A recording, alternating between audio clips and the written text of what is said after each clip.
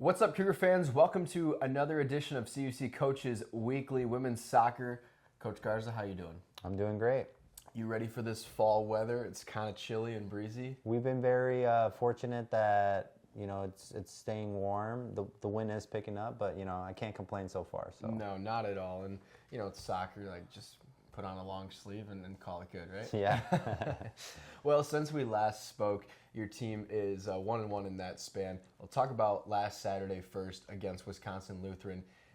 You got to extend the home winning streak one more game there against WLC, and that was a team that we had talked about came in first in the conference in goals, first in the conference in shots per game, shots on goal, etc.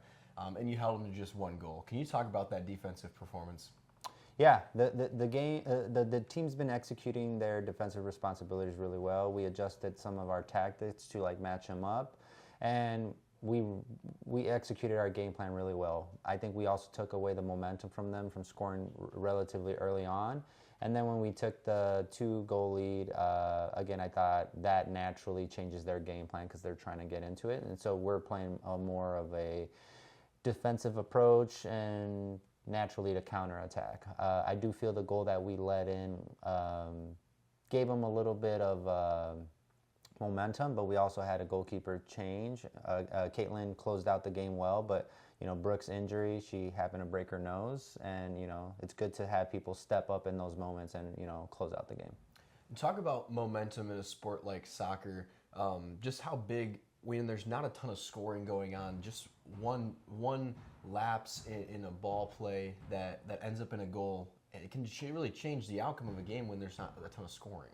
Yeah, they say 2-0 is the worst lead in soccer because, like you said, that one goal, the next goal often dictates how the momentum is going to shift. So often coaches, want that third goal if they're up 2-0. But in this case, we've been in these situations before, and the maturity of the seniors, in calming us down, I think really pushed us through that match.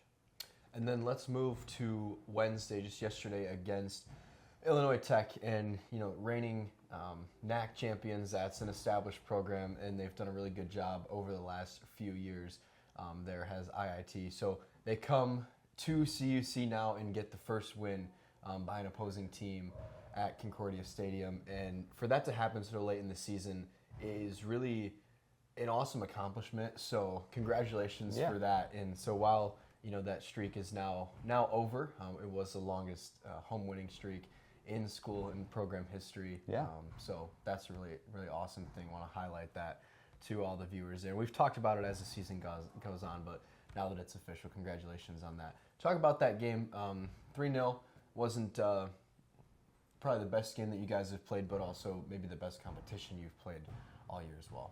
Yeah, IIT, as you said, defending conference champions, also lost in the conference tournament final. So if you look at the team on paper, they have a lot of returning upperclassmen, and we have I would say half of our starting lineup consists of underclassmen. So I think that balance shows what a team can look like when they've been consistent in their performance and all that. And for us, it showed.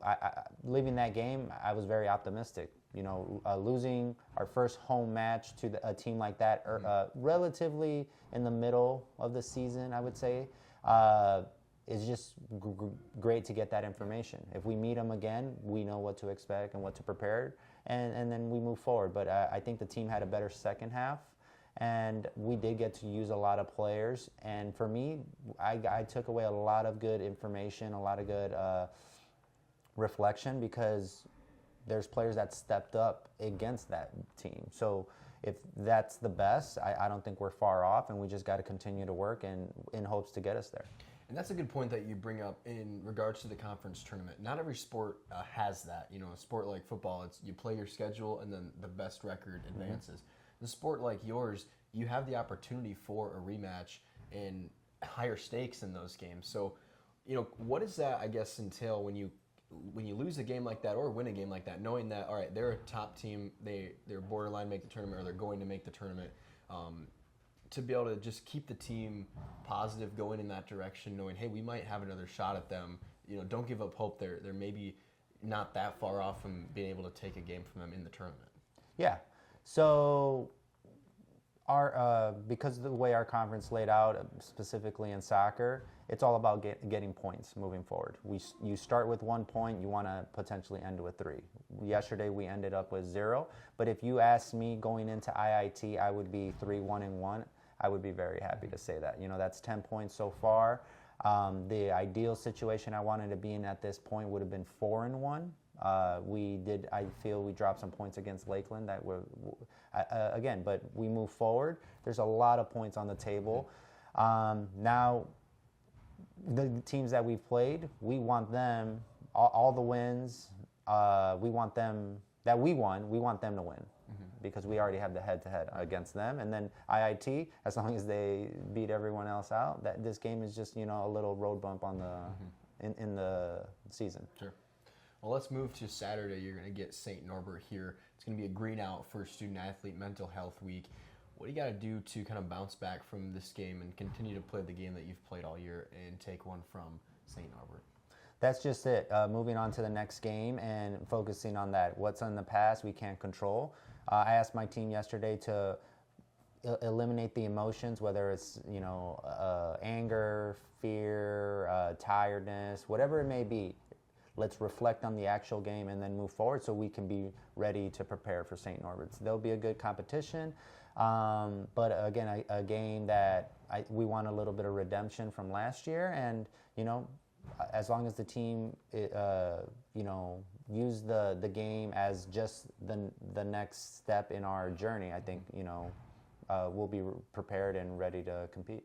Well, I look forward to seeing that game unfold on Saturday. Best of luck then. Thank you. For more information on CUC women's soccer, all CUC athletics, head to cucougars.com. Coach, thank you very much. Thank you. Roll Cougs.